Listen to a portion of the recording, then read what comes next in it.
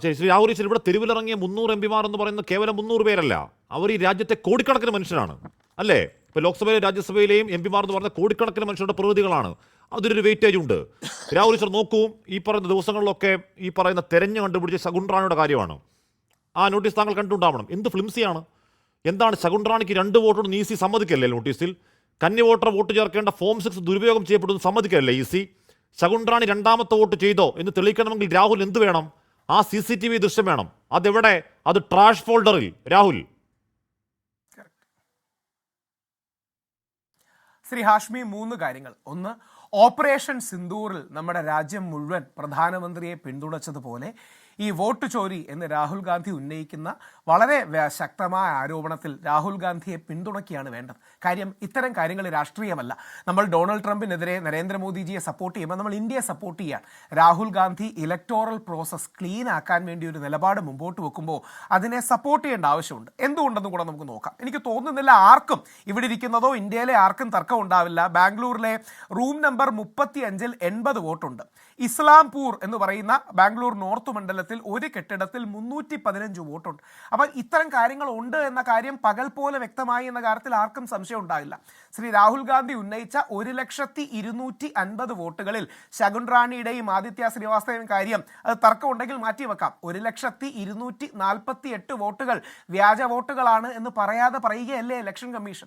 അവിടെയാണ് ഇലക്ഷൻ കമ്മീഷനാണ് ഇന്ത്യയിൽ ഒരുപക്ഷെ കോടതികളെ പോലെയോ കോടതികളെക്കാളോ നമ്മൾ ബഹുമാനിച്ചിരുന്ന സംവിധാനം. ഇന്ത്യയുടെ ചരിത്രത്തിലാലും ഇലക്ഷൻ കമ്മീഷനെ കുറിച്ച് മോശം പറയാറില്ല. മുമ്പ് പലപ്പോഴും EVMസിനെ കുറിച്ചൊക്കെ തർക്കം വന്നിട്ടുണ്ടെങ്കിലും TN ശേഷമൊക്കെ ഉള്ള കാലത്ത് ഫാൻ ക്ലബ്ബുകൾ പോലും ഉള്ളൊരു കാര്യമാണ്. നമ്മൾ ഇലക്ഷനിൽ വിശ്വാസം നഷ്ടമായാൽ രാജ്യം അരാജകത്വത്തിലേക്ക് പോകും. അങ്ങനെയാണ് 1987-ൽ ഇന്ത്യ മഹാരാജ്യം ഒരിക്കലും ചെയ്തുകൂടാത്ത കാശ്മീർ നമ്മൾ ചെയ്തത്. നമ്മളെന്ന രാജ്യം തെറ്റ് ചെയ്തത് കാശ്മീരിലെ ഇലക്ഷൻ നമ്മുടെ ഇന്ത്യൻ ഗവൺമെന്റ് റിഗ് ചെയ്തു. ഇത് BJPയുടെ മുതിർന്ന നേതാവ് ശ്രീ സ്വപൻ ദാസ് ഗുപ്തയും കോൺഗ്രസിന്റെ വിശ്വപൗരനായ നേതാവ് ശശി തരൂറും ഒക്കെ പറയുന്നുണ്ട്.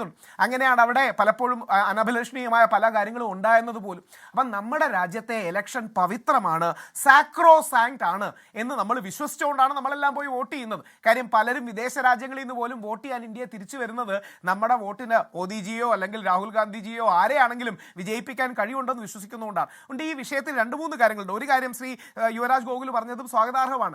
ചില കള്ളത്തരങ്ങൾ പലയിടങ്ങളിലായി മുമ്പ് കേരളത്തിലടക്കം നടക്കുന്നുണ്ട് എന്ന് സംശയം തോന്നിയാൽ നമ്മൾ ചെയ്യേണ്ടത് എന്താ? കൂടുതൽ ട്രാൻസ്പാരൻസി ഡിമാൻഡ് ചെയ്യണം. കൂടുതൽ ഇത്തരം കാര്യങ്ങൾ വ്യക്തം ഉണ്ടാകണം. 2, BLOമാർക്കെതിരെ നടപടിയെടുക്കാൻ 28A 31 അടക്കമുള്ള ഒരുപാട് വകുപ്പുകളുണ്ട്. ഇനിയും കോൺഗ്രസോ BJPയോ ആപ്പോ CPMോ CPIയോ മുസ്ലിം ലീഗോ ഒന്നും അല്ല. ആരെവിടെ കള്ളവോട്ട് ചേർത്താലും അതിനെതിരെ ഒരു പൊതുമനസ് ഉണരേണ്ടത് നമ്മുടെ നാടിൻ്റെ ആവശ്യമല്ലേ? ഈ 1,00,000 വോട്ടുകൾ എന്ന് പറയുമ്പോൾ നാളെ നമുക്കൊരു ഇലക്ഷനിൽ പോയി വോട്ട് ചെയ്യാൻ തോന്നുന്നു. ഇത്രയധികം കള്ളവോട്ടുണ്ടെങ്കിൽ ഞാൻ മെനക്കെട്ട് എൻ്റെ ദിവസം കളഞ്ഞിട്ട് പോകുന്ന എന്തിനാന്ന് തോന്നുന്നു.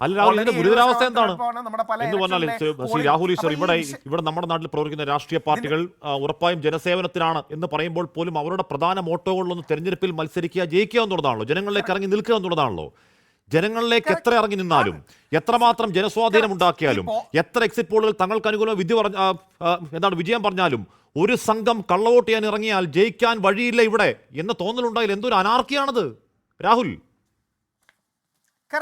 അല്ല, നമ്മുടെ രാജ്യത്തിന്റെ ജനാധിപത്യത്തിലുള്ള വിശ്വാസം പോകും. നേരത്തെ ശ്രീ സുനിൽകുമാർ സാർ പറഞ്ഞ വളരെ പ്രസക്തമായ ഒരു കാര്യമുണ്ട്. അതായത് ബീഹാറിൽ ഏകദേശം 65 ലക്ഷത്തോളം വോട്ടർമാർക്ക് ഡിലീഷനുണ്ട്. ഈ ഓഗസ്റ്റ് 12-ന് സുപ്രീം കോടതി കേസ് വരുന്നുണ്ട്. ബഹുഭൂരിപക്ഷം നമ്മുടെ മുസ്ലിം സഹോദരന്മാരുടെയും വനിതാ പിന്നോക്ക വിഭാഗ ജില്ലകളിൽ നിന്നാണെന്ന് പല മാധ്യമങ്ങളും കണക്കുകൾ ഉദ്ധരിച്ച് റിപ്പോർട്ട് ചെയ്യുന്നു. പല കാര്യങ്ങളും ഇതിൽ SIRൽ സംശയങ്ങൾ ഉന്നയിക്കുന്നു. അപ്പോൾ സുപ്രീം കോടതി ഇനി ആത്യന്തികമായി ഈ ഫൈറ്റ് കോടതിയിലേക്കും കൂടെ പോകണം. സുപ്രീം കോടതിയും കൂടെ ജാഗരൂകമായി കുറെ കൂടെ ഡിജിറ്റൽ മേഖലയിൽ ഈ കാര്യങ്ങൾ വരണം. ട്രാൻസ്പെറൻസി ഉണ്ടാകണം. ആൾക്കാർക്ക് ക്രോസ് ചെക്ക് ചെയ്യാൻ വേണം. ഇനി ഒരു കാര്യം കൂടെ പറയാം. ബഹുമാനപ്പെട്ട ECയോട് ബഹുമാനത്തോടെ തന്നെയാണ് പറയുന്നത്. അവരുടെ ഈ ടെക്നിക്കൽ ഗ്ലിച്ച് ഉണ്ടായി. അത് ഹിന്ദു അടക്കമുള്ള പത്രങ്ങളിൽ റിപ്പോർട്ട് ചെയ്തിട്ടുണ്ട്. പലരും ഇലക്ടോറൽ റോള് ഡൗൺലോഡ് ചെയ്യാൻ നോക്കുമ്പോൾ ഒരുപാട് സമയങ്ങളിൽ ഇതിനെ ഡൗൺലോഡ് ചെയ്യാൻ പ്രശ്നവും കാര്യങ്ങളും ഉണ്ടായിട്ടുണ്ട്. അപ്പോൾ ഇത് സംശയം ഉണ്ടാക്കും. അപ്പം സീസറിന്റെ ഭാര്യ സംശയത്തിന് അതീതയായിരിക്കണമെന്ന് പറയുന്നത് പോലെ ഇവിടെ യഥാർത്ഥത്തിൽ ഇലക്ഷൻ കമ്മീഷൻ സീസർ തന്നെയാണ്. ഇത് അഗ്നിശുദ്ധി നടത്തി തിരിച്ചു വരേണ്ടതും തെളിയിക്കേണ്ടതും ഇലക്ഷൻ കമ്മീഷനാണ്. The onus is on election commission. അതുകൊണ്ട് ഇലക്ഷൻ കമ്മീഷൻ ഇത്തരം കാര്യങ്ങൾ വളരെ ഗൗരവമായിട്ട് എടുക്കുകയും സംശയത്തിന് അതീതമായൊരു നിലപാട് മുമ്പോട്ട് വെക്കുകയും ഇലക്ഷൻ പ്രക്രിയ ജനാധിപത്യത്തിന്റെ അടിസ്ഥാനമാണ്. രാഹുൽ ഗാന്ധി റേസ് ചെയ്ത പല പോയിന്റും വാലിഡ് ആണ് എന്ന് നമുക്ക് മനസ്സിലാകുന്നതോ തോന്നുന്നതോ ഇത്ര ഡീറ്റെയിൽ ആയിട്ട് അദ്ദേഹം ഒരു എക്സ്പോസിഷൻ തരികയാണ്. ഒരു point by point rebuttal election കമ്മീഷന്റെ ഭാഗത്തു നിന്ന് ഉണ്ടായില്ലെങ്കിൽ ജനാധിപത്യ പ്രക്രിയയിലുള്ള നമ്മുടെ വിശ്വാസം കുറയും. മാത്രമല്ല ഇപ്പൊ CCTV ഫുട്ടേജിന്റെ കാര്യം പറയുകയുണ്ടായി. 5 മണിക്ക് ശേഷം അസാധാരണമാം വിധം ഇലക്ഷന്റെ നമ്പർ കൂടുന്നു. ആൾക്കാർക്ക് സംശയം ഉണ്ടായില്ലേ? ഇത് കോൺഗ്രസ്സുകാർക്കും BJP-കാർക്കും CPM-കാർക്കും രാഷ്ട്രീയം ഉള്ളവർക്കും ഇല്ലാത്തവർക്കും സംശയം തോന്നും. അപ്പൊ ഈ ഇലക്ടോറൽ ഡെമോക്രസിയിലുള്ള വിശ്വാസം വീണ്ടെടുക്കാൻ ഇപ്പോൾ ഒരു ഹിറ്റ് ഉണ്ടായിട്ടുണ്ട്, ഇല്ലെന്ന് പറഞ്ഞിട്ട് കാര്യമില്ല. അത് ഹിന്ദു എഡിറ്റോറിയൽ എഴുതിയിട്ടുണ്ട്, the new Indian express editorial എഴുതിയിട്ടുണ്ട്. രാജ്യത്തിൽ അങ്ങോളം ഇങ്ങോളം വലത് ലീനിങ് ആയ മാധ്യമങ്ങൾ പോലും പല സംശയങ്ങളും ഉന്നയിച്ചിട്ടുണ്ട്. അപ്പൊ രാഹുൽ ഗാന്ധി പ്രസക്തമായ ഒരു വിഷയമാണ് ഉന്നയിച്ചത്. അതിൽ അഗ്നിശുദ്ധി നടത്തി വരേണ്ടതോ അല്ലെങ്കിൽ തെളിയിക്കേണ്ടതോ ഓണസീസ് ഓൺ ഇലക്ഷൻ കമ്മീഷൻ എന്ന തിരിച്ചറിവ് നമുക്ക് വേണം.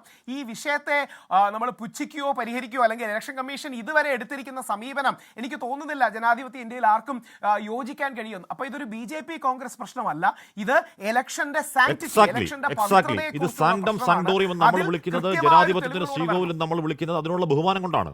നമ്മൾ ജനാധിപത്യ വിശ്വാസികൾക്കാണ്. അല്ല, ഞാൻ പറഞ്ഞ രാഹുലിനല്ല അതിന് മറുപടി വേണ്ടത്. അതിന് മറുപടി വേണ്ടത് ജനാധിപത്യത്തിൽ വിശ്വസിക്കുന്ന രാജ്യത്തെ ഓരോ പൗരന്മാർക്കുമാണ്. അത് ഈ പറയുന്ന ഇപ്പോൾ യുവരാജ് ഗോകുൽ സമ്മതിക്കില്ലെങ്കിലും യുവരാജ് ഗോകുൽ അടക്കം അതിന് മറുപടി വേണം.